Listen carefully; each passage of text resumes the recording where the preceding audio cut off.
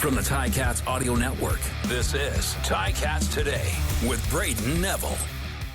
On today's episode of Ticats Today, we hear from the Ticats Assistant General Manager and Director of Player Personnel, Spencer Zimmerman, to break down 10 players on their negotiation list, and one of them is the brother to one of the NFL's top quarterbacks, and the Ticats also announced 3 signings today. He breaks those down with me as well. It's Tuesday, December 12th, 2023, and you're listening to Ticats Today.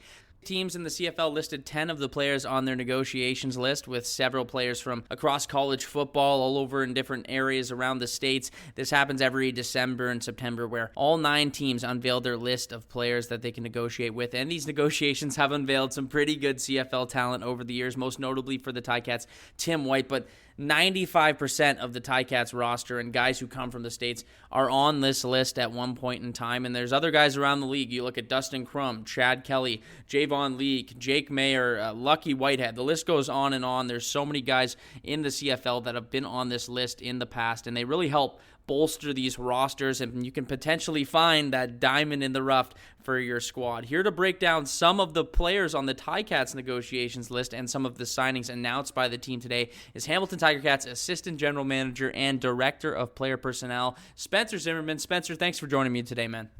Yeah, of course, Braden. Happy to be here. Now, it's the off season, but still a busy time for you. These negotiations lists have been beneficial for the Ticats in the past. Tim White is a prime example of one of those guys who have come from one of these lists. But what does the process look like behind compiling this list of players you're negotiating with? Sure. Yeah, it's very fluid. I mean, it's obviously unique to our league. It's one of the many kind of unique nuances about the CFL and more the back end kind of front office component for us, but we enjoy it. You know, it's something that we do collaboratively, obviously with Ed, Drew, and Spence, and kind of work around the clock, whether it be during the college season, NFL season, and obviously even this off season, because those 45 names, they can go on and off at any time. So it's just something that we enjoy working through and trying to kind of put together. Really, for us, the best 45 names of obviously talent, but obviously availability and signability. So we kind of manage those 3 different components to get as many quality players up to Hamilton. Who are some guys that we see on this Ticats roster that have come from this list in the past? Yeah, I mean, a large component of our American players, and even a few national players. But I'd say over 95% of our players that are on our roster have come through this negotiation list. Now the time that they're on varies, right? And sometimes they're on, and then they have some other opportunities down south that they get removed from, and then reassigned back to our list when we feel like it. Like we said, it's the right time for them to become available and willing to sign. So I'd say I could kind of list all the young players from Tyreek McAllister to Flowers Lloyd, and the list goes on. Our tackles, Jared Hewitt. So good. I'd say probably Malik Carney. I'd say 95 to 97% of our players are on our neck list at some point in time. So basically, it's super important. This is like, this is how you're really taking a look at those guys from around the college football scene in the States and getting a lot of that talent coming from outside of Canada. One guy on this list that really stands out, and for obvious reasons, and that's Talia Tagovailoa. I always mispronounce that last name, the brother of Tua at Maryland. But what have you seen from him and watching him throughout the last year or so? Yeah, absolutely. I mean, Talia he's got a pedigree, obviously from his older brother, and they definitely have some similar skills in their game and some different components. But you see a very poised, athletic quarterback that's accurate, that has that ability to extend plays and really extend plays to throw outside the pocket. And he's been a real productive player at Maryland. I know he's going to have some aspirations and things to work through down south, but again, sometimes with the neg list, it's the players can have different opportunities, and you just try to time it up that you hope they might be able to at least have the conversation to find their way up to Hamilton. But definitely a highly productive, decorated player that will be watching his kind of draft process closely. Adam Plant Jr. is another guy out of UNLV. Looks like a guy who has potential to be a solid D lineman in the CFL or whichever league it is he ends up in. But he turned some heads at Raiders camp. What can you say about him and conversations and watching some tape from him? Yeah, we really like Adam. He kind of fits that profile of DN we covet. He's long. He's got really good athleticism for his size. he has some power, some ability to collapse the pocket from the edge. So yeah, he's somebody that had a training camp with the Raiders. Has been on the what's called the workout circuit in the NFL.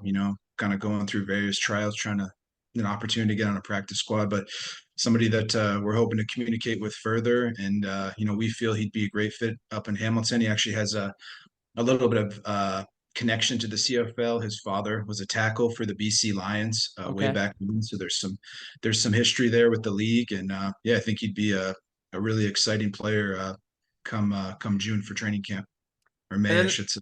yeah, and he has those CFL ties too, which you don't always see from these guys coming from the States. Daquan Finn, I was watching some of his highlights, a dual threat quarterback out of Toledo. Looks like an exciting guy, over 500 yards on the ground, I believe, when he was holding onto the ball. And not only that, but he's great through the air. But what can you say about him? Yeah, you kind of did your own self scout on him. He's dynamic. He does have that true, it gets overused, but that dual threat ability. He's a winner. He's obviously the MVP of the MAC. Yeah. Recently entered the transfer portal, so he'll probably have a new school and maybe at a different conference that will be able to kind of track and look at that level of play. But definitely an exciting player, productive player, somebody that can not only create yards on the ground, but really has some quality arm talent as well. And I believe it was 2 straight championships he brought them to. I mean, looking at their record, they were pretty successful with him at QB. The next guy is someone I actually have already seen before, Rajon Wright out of Oregon. People might remember him from the Netflix show Last Chance U, him and his brother who now plays for the Cowboys. But what can you say about him? And aside from the Netflix stardom that he gained a couple of years ago, what can you say about him and his game? Sure. I mean, he's the new age prototype corner. That obviously any football league covets. Whether it's down south or up here. He's got great length and size. He matches that with some really quality athleticism and ability to play in man, and obviously his length allows him to be really disruptive at the catch point. So he's somebody that has all the tools. So obviously he's very young and early in his professional football career. So he's somebody that we'll continue to monitor, and if the time's right, have that conversation. Hopefully, get up to Hamilton.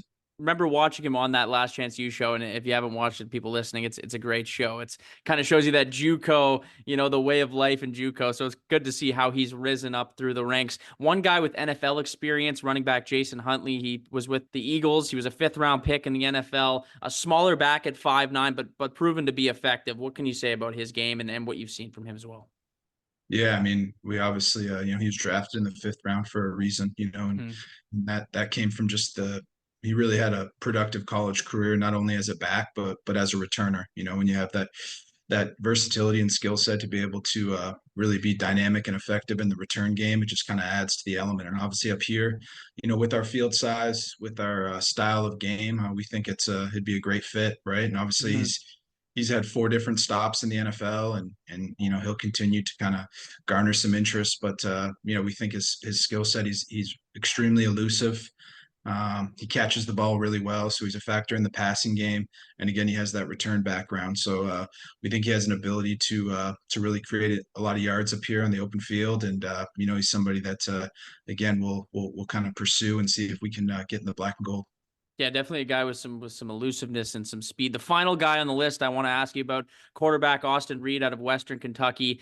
Big 2 years with the Hilltoppers. Has he been a guy you've had your eye on for a while now, and especially what he's been able to do in the FBS? Yeah, absolutely. I mean, I've actually made a couple trips down to Bowling Green, Kentucky, where Western Kentucky is located. I've got Yeah.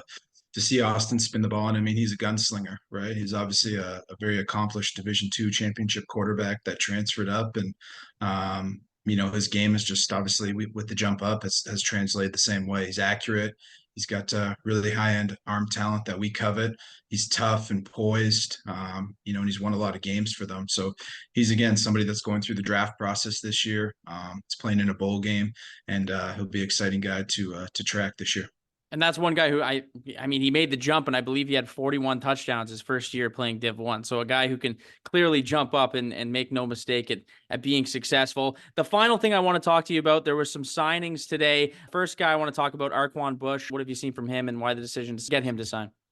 Yeah, we like Arquan. We had a chance to obviously go into Cincinnati and see him play live. And he's got a really quality background for a DB. Translating up to the CFL. He's played a lot of nickel early on in his career. Obviously, they had Sauce Gardner there, so and they had Yeah. another pretty quality corner on the other side. So he's got to play a lot of nickel, which again translates well to how we play defense up here. And then obviously his senior season, he moved to corner, but he's instinctive. He touches the football a lot. He's willing and active in the run game. And he's somebody that we're excited to see come camp. We think he can kind of fit in a couple different spots for us, and he'll be another guy to track in May for sure. And the guy with the coolest name on the list, I mean, it almost fits perfectly because he went to Vanderbilt, is Maxwell Warship. I mean, it doesn't really seem like it gets any better for a guy who goes to Vanderbilt than having a last name like Warship. But on the football side, what do you like from him? Yeah, we really when you put on Max's tape, I mean he's kind of got he's had a lot of different roles, on the defense. He's played a little bit of corner. He obviously settled in at safety for Vanderbilt. And he's physical. He'll run down and play in the alley. He's got some really quality cover skills as well that we think can match up on tight ends and backs. So for us, yeah, we see him as somebody that, and again, when he went to the NFL, he had a couple mini camps. He did have some tryouts as a linebacker. So we see somebody that, in this new aged will, somebody that can kind of make that transition and fit here. So we'll probably move him around come camp, but we'll definitely look to see him maybe in the linebacker room and kind of have a little bit of a position transition. But an excellent communicator, tough, physical, kind of has all the core traits that we want Hamilton Tiger Cat players. Well, I've asked you about a ton of guys. The final guy I'm going to ask you about is Kieran Burnham.